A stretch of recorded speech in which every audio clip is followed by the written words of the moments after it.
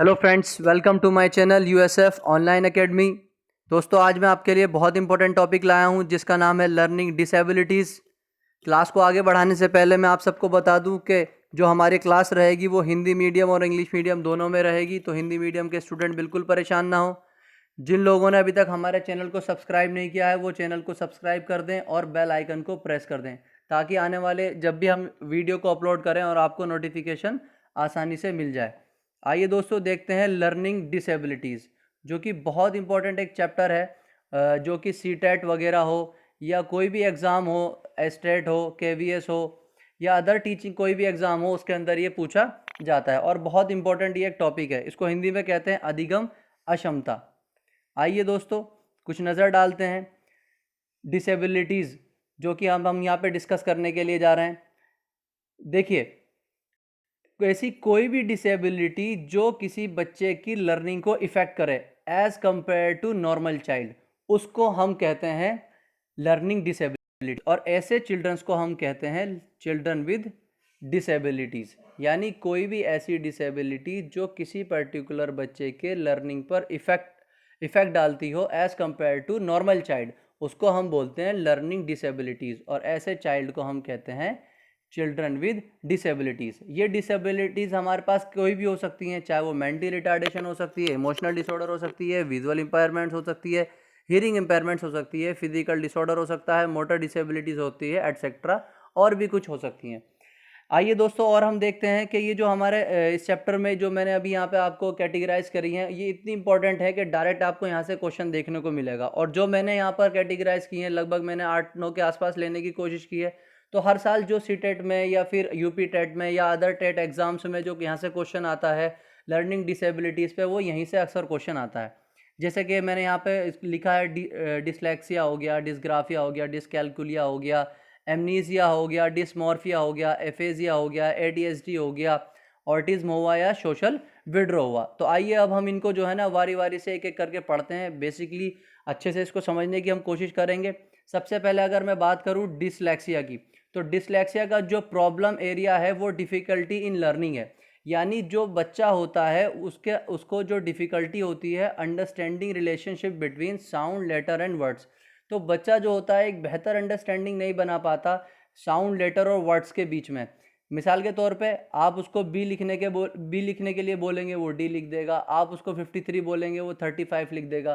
तो जो एक बेहतर अंडरस्टैंडिंग होनी चाहिए बच्चे को, रिलेशनशिप होना चाहिए साउंड, लेटर्स और वर्ड्स के बीच में, वो बहुत अच्छा नहीं हो पाता है। तो ऐसे जो जिन बच्चों को ये दिक्कत होती है तो उस बीमारी को हम डिसलेक्सिया कहते हैं।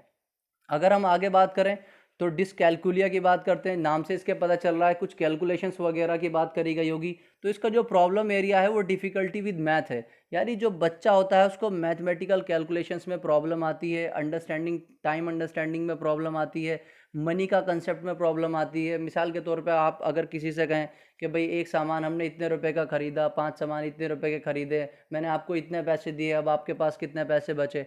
तो वो जो माइंड में कैलकुलेशन होती है मैथमेटिकल या मनी को लेकर के, पैसे को लेकर के, तो वो बहुत अच्छे से जो है ना वो चाइल्ड नहीं कर पाता है। तो ऐसे चाइल्ड को हम बोलते हैं कि उसको डिसकैलकुलिया है। अगर हम आगे की बात करें तो डिसग्राफिया। ग्राफ जनरली हम ड्रॉ करने की बिहाफ पे ग्राफ वर्ड का इस्तेमाल करते हैं। तो डिसग्राफिया ऐसे स्टूडेंट्स जिनको डिसग्राफिया की प्रॉब्लम होती है, तो वो प्रॉब्लम होती है प्रॉब्लम विद हैंड राइटिंग। तो जनरली उन्हें लिखने में दिक्कत ज़्यादा आती है, लिखने की प्रॉब्लम होती है, जिनको हम डिसग्राफिया के नाम से जानते हैं। यानी अगर हमसे कोई कहे कि भाई किसी बच्चे को हैंड राइटिंग में या राइटिंग स्किल के अंदर उसकी प्रॉब्लम है, तो हम कह सकते हैं कि वो डिसग्राफिया से पीड़ित है। अब अगर हम एक चीज़ देखें कि एमनीजिया, ये बहुत इंटरेस्टिंग, आपको मज़ा आएगा पढ़ने में। एमनीजिया की अगर हम बात करें तो एमनीजिया के अंदर होता है पार्शियल और टोटल लॉस ऑफ मेमोरी। यानी जो मेमोरी का पूरी तरह से या थोड़े तौर पर कुछ लॉस हो जाती है। जैसे कि आपने गजनी मूवी देखी होगी आमिर खान की। अब आमिर साहब क्या होते हैं, जाते हैं कभी भी किसी को पीट देते हैं, फिर शांति के साथ खड़े हो जाते हैं जैसे उन्हें कुछ पता ही नहीं हो। तो उनको जो एक तरह से वो short partial loss of memory का कंसेप्ट दिखाया है, उसी को हम एमनीजिया के थ्रू जानते हैं। और ये आप भूलेंगे नहीं और मैं आपको भूलने भी नहीं दूंगा। क्यों? क्योंकि जो आमिर खान साहब हैं उनका नाम भी एम से स्टार्ट हो रहा है और उनकी मूवी आप जानते हैं गजनी। तो एमनीजिया में हम जानते हैं गजनी में उनको क्या प्रॉब्लम था, पार्शियली और टोटल लॉस ऑफ मेमोरी का कंसेप्ट है। तो एमनीजिया में बेसिकली यही होता है। आइए दोस्तों आगे देखते हैं डिस्फेजिया। डिस्फेजिया को मैं कुछ इस तरीके से समझाने की कोशिश करूंगा, और ये मैं इसी तरह पढ़ाता हूँ अक्सर, को ये बहुत आसान भी रहता है। देखिए, फेजिया से एक वर्ड आप लीजिए फेस, फेजिया से आप एक वर्ड लीजिए फेस, जो कि मैंने यहाँ भी दे रखा है फेस, ठीक है। फेस देख करके घबरा जाना, मान लीजिए हम कभी कोई इंटरव्यू देने के लिए जाएं या कोई अपने टीचर के सामने जाएं, तो उनका हम फेस देखते हैं। वो जो टीचर हमारे सामने होते हैं वो हमारे सीनियर होते हैं, तो हम उनसे देखकर उनको घबरा जाते हैं। जो हमें कम्युनिकेशन करनी थी वो हम नहीं कर पाते हैं, या करते हैं तो बहुत अच्छे से नहीं कर पाते। तो बेसिकली क्या होता है डिसफेजिया के अंदर, या इसको एफेजिया के नाम से भी जानते हैं, तो जो डिसऑर्डर है that effect the ability to communicate, बहुत अच्छे से जो है ना अट्रैक्शन नहीं कर पाते हैं हम लोगों से, कम्युनिकेट नहीं कर पाता कोई भी चाइल्ड। तो ये जो बेसिकली प्रॉब्लम है, ये डिसऑर्डर है जो कि इफेक्ट करता है कम्युनिकेशन एबिलिटीज़ को, और इस वजह से ही पुअर रीडिंग कॉम्प्रिहेंशन भी आता है, कि जब कोई इंसान आपको एक्सप्रेस भी नहीं कर पाएगा अच्छे से, तो जब वो रीड कर रहा होगा तो उसका एक बहुत अच्छा लहजा नहीं होगा रीड करने का। आइए दोस्तों आगे देखते हैं डिस्प्रैक्सिया। तो डिस्प्रैक्सिया के बारे में अगर मैं बात करूँ, तो इसका जो प्रॉब्लम एरिया है वो problem with fine motor and gross motor skills है। तो इसको हम जानने से पहले सबसे पहले हम ये जान लेते हैं कि फाइन मोटर स्किल या ग्रॉस मोटर स्किल्स क्या होते हैं।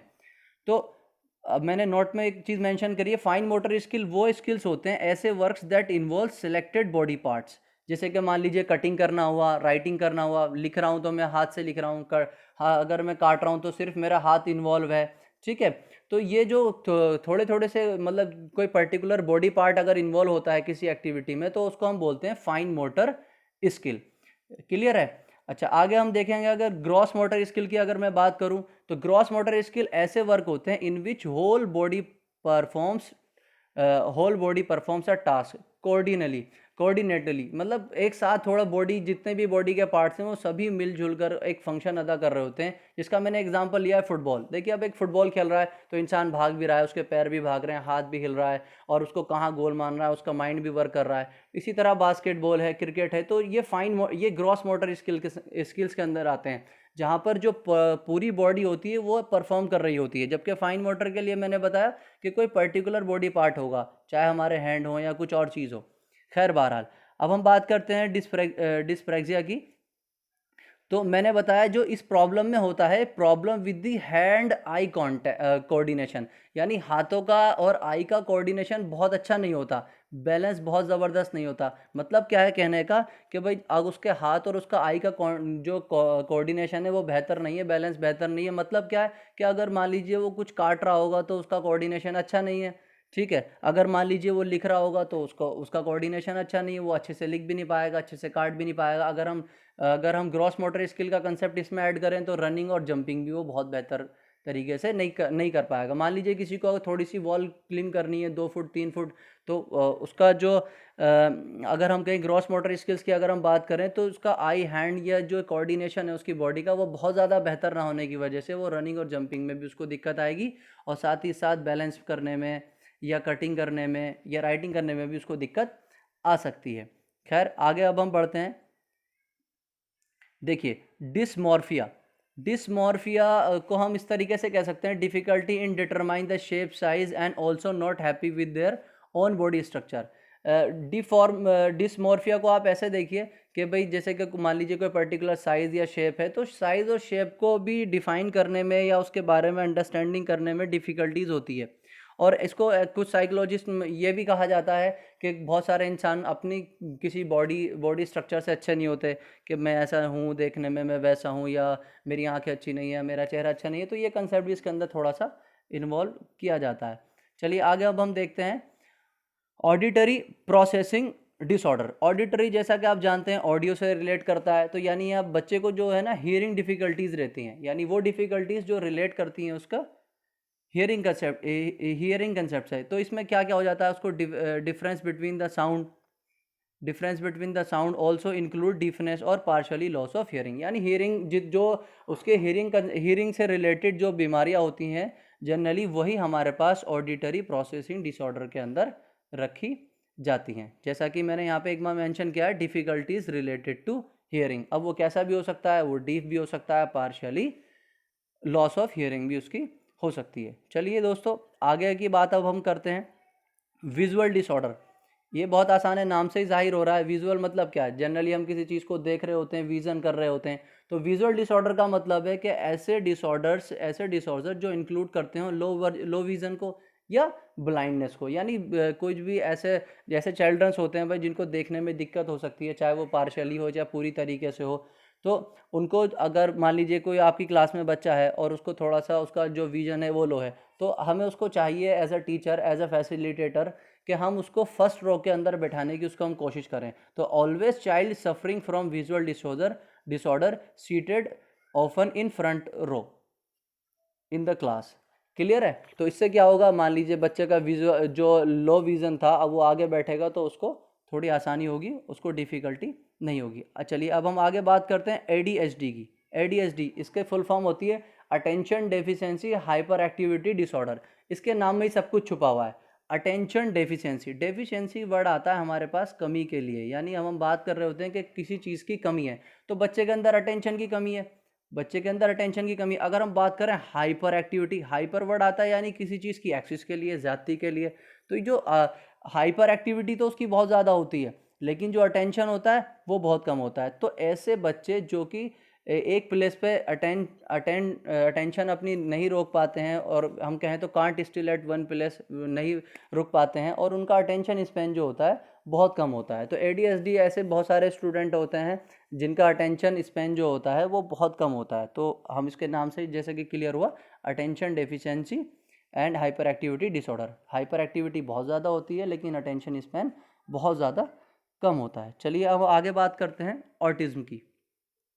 ऑटिज्म में क्या है हमारे पास, देखिए ऑटिज्म जो है ना, बहुत कोई भी अगर ऑटिज्म का चिल्ड्रन है, चिल्ड्रन विद ऑटिज्म में have trouble of in communication, reading and also body language, making friends, social interaction. ये सभी सारी चीज़ें अगर मैं कहूँ तो जो अक्सर जितनी भी मिक्सचर्स ऑफ डिसेबिलिटीज़ हैं वो सारी की सारी ऑटिज्म में आ जाती है। इसको भी हम इस तरह समझ सकते हैं कि एक बच्चा है, मान लीजिए उसको इंटरेक्शन में दिक्कत आ रही है, सही है, लैंग्वेज में दिक्कत आ रही है, रीडिंग में दिक्कत आ रही है, बॉडी लैंग्वेजेस में दिक्कत आ रही है, कम्युनिकेशन में दिक्कत आ रही है। तो अभी सारी की सारी हमने ये जो जितनी भी लर्निंग डिसेबिलिटीज़ पढ़ी उन सब में ये कहीं ना कहीं ये सभी क्वालिटीज़ थी। तो जो ऑटिज्म है बेसिकली वो एक तरह से मिक्सचर ऑफ डिसेबिलिटीज़ है, यानी एक ऐसा बच्चा जिसके अंदर कुछ हद तक डिसलेक्सिया भी है, कुछ हद तक मान लिया डिस्प्रैक्सिया भी है। तो इस तरह की कुछ बीमारीज उसके अंदर मौजूद होती हैं। तो इसको हम ऐसे समझ सकते हैं कि भाई मिक्सचर ऑफ डिसेबिलिटीज़। और इसके अंदर एक बहुत अच्छी बात ये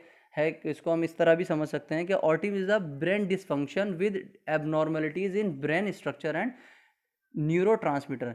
तो जो ब्रेन होता है उसके अंदर डिसफंक्शंस होती हैं और कुछ एबनॉर्मेलिटीज़ स्ट्रक्चर्स होते हैं ब्रेन के अंदर। और एक चीज़ ये है कि सबसे इम्पोर्टेंट बात है, सोशली इंटरेक्शन जो होता है ना वो बहुत ज़्यादा उसका वीक होता है। बहुत ज़्यादा बच्चे को परेशानी आती है सोशली इंटरेक्शन के लिए। और अगर हम बात करें कि सोशल विड्रॉ की, ये बहुत इंपॉर्टेंट है। इससे क्वेश्चन आ सकता है और आया भी है एक बार, बहुत इंपॉर्टेंट क्वेश्चन है ये। सोशली इंटरेक्शन की अगर हम बात करें, तो सोशल विड्रॉ की बात करें तो सोशल विड्रॉ में क्या होता है, बच्चे को किसी ना किसी तौर पे, चाहे वो इमोशनली हो या किसी और रीज़न से हो, तो बच्चा थोड़ा हर्ट हो जाता है और बच्चा क्या करता है, child with this ability remove himself from the social interaction, और वो अपने आप को जो है ना बचा लेता है, सोशल इंटरेक्शन से बचाता है, बचता है, लोगों के सामने बैठने से बचता है, अपने एक्सप्रेशंस को एलिब्रेट करने से बचता है। तो सोशल विड्रॉ एक मतलब बच्चे को काफ़ी वैसे भी परेशानी भी होती है काफ़ी, उस स्टूडेंट को, जाहिर सी बात है कि सोशल इंटरेक्शन बिल्कुल अगर किसी की ज़िंदगी से ख़त्म हो जाता है तो। बहरहाल ये क्वेश्चन पूछा गया है सोशल विड्रॉ के अंदर क्या है, तो जो चाइल्ड होता है with this abilities removes himself from the social interaction. तो जो चाइल्ड होता है वो अपने आप को सोशल इंटरेक्शन से रिमूव कर लेता है। चलिए अब हम इसको देखते हैं, एक बार जल्दी से देख लेते हैं अगर किसी को कोई डाउट हो तो।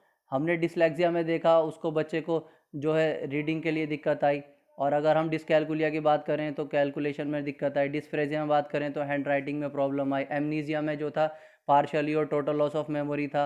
अगर हम बात करें डिस्प्रैक्सिया की तो उसका जो कम्युनिकेशन एबिलिटीज़ थी वो बहुत कम थी। और अगर हम डिस्प्रैक्सिया की बात करें तो जो कोऑर्डिनेशन है उसका आई और हैंड का, तो वो बहुत अच्छा नहीं है, और इसके अंदर जो ग्रॉस मोटर स्किल और फाइन मोटर स्किल है उसके अंदर प्रॉब्लम आती है। और अगर हम बात करें ऑडिटरी के लिए तो बच्चे को सुनने में दिक्कत हो सकती है। इसी तरह से अगर हम आगे बात करें विजुअली तो देखने में दिक्कत हो सकती है। एडीएसडी मैंने बताया कि अटेंशन स्पैन जो होता है वो बहुत कम होता है, अटेंशन स्पैन, और डेफिशिएंसी होती है उसके अंदर, और हाइपर एक्टिविटी बहुत ज़्यादा होती है। ऑटिज्म मैंने बताया कि मिक्सचर ऑफ डिसेबिलिटीज़ होता है। मोस्ट इंपॉर्टेंट जो सोशल इंटरेक्शन होता है बच्चे को होता है, और ब्रेन डिसफंक्शंस एंड एबनॉर्मलिटीज़ का स्ट्रक्चर की कुछ कंडीशंस उसके अंदर बनती हैं। और अगर हम बात करें सोशल विड्रॉ के लिए तो जो चाइल्ड होता है इस डिसेबिलिटी वाला, वो अपने आप को रिमूव करता है सोशली इंटरेक्शन से। आई होप आपको सब समझ आया होगा। अगर आपको कोई भी अगर दिक्कत हुई है, अगर आपको कोई भी दिक्कत है, मान लीजिए अगर आपको मैंने समझाया और कोई भी चीज़ अगर नहीं समझ आई है तो आप ज़रूर कमेंट करके मुझसे पूछ सकते हैं, और जो भी आपका डाउट है उसको आप क्लियर कर सकते हैं। और बाकी यह है कि अगर जिसने हमारा चैनल को अभी तक सब्सक्राइब नहीं किया है तो हमारे चैनल को आप सब्सक्राइब कीजिए, बेल आइकन को प्रेस कर दीजिए और लाइक कीजिए, और जितना ज़्यादा से ज़्यादा हो सके आप इसको शेयर कीजिए। Thanks for watching. आगे मिलेंगे। थैंक्स।